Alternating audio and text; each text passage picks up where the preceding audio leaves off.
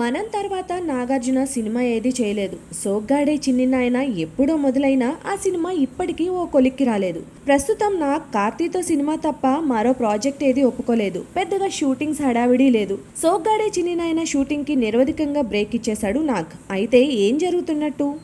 సోగ్గాడేని ఎందుకు పక్కన పెట్టేసినట్టు అనే అనుమానాలు అటు నాగ్ అభిమానుల్లోనూ ఇటు టాలీవుడ్ వర్గాల్లోనూ వ్యక్తమవుతున్నాయి. విశ్వసనీయ వర్గాల సమాచారం ప్రకారం సోగ్గాడే చిన్ని నాయన సినిమా ఆగిపోయిందని టాక్. ఈ సినిమా రషెస్ చూసిన నాగ్ పూర్తి అసంతృప్తితో ఉన్నాడట.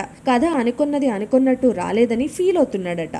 డైరెక్టర్ చెప్పిన లైన్ బానే ఉన్నా సరిగా టేకప్ చేయలేకపోయాడని, సీన్స్ సరిగ్గా రాలేదని నాగ్ ఫీల్ అవుతున్నాడట. అందుకే అర్ధాంతరంగా ఈ సినిమాని ఆపేశాడని తెలుస్తోంది. తీసిన సన్నివేశాల్లో చాలా వరకు రీషూట్ చేయాలని చూస్తున్నాడు నాగ్. అందుకే ఆయా సీన్స్ ని మళ్ళీ తిరగరాయిస్తున్నాడట. ఆ సీన్స్ సంతృప్తికరంగా వస్తే షూటింగ్ చేద్దామని, లేదంటే సినిమానే ఆపేద్దామని దర్శకుడు కళ్యాణ్కి వార్నింగ్ ఇచ్చాడట నాగ్.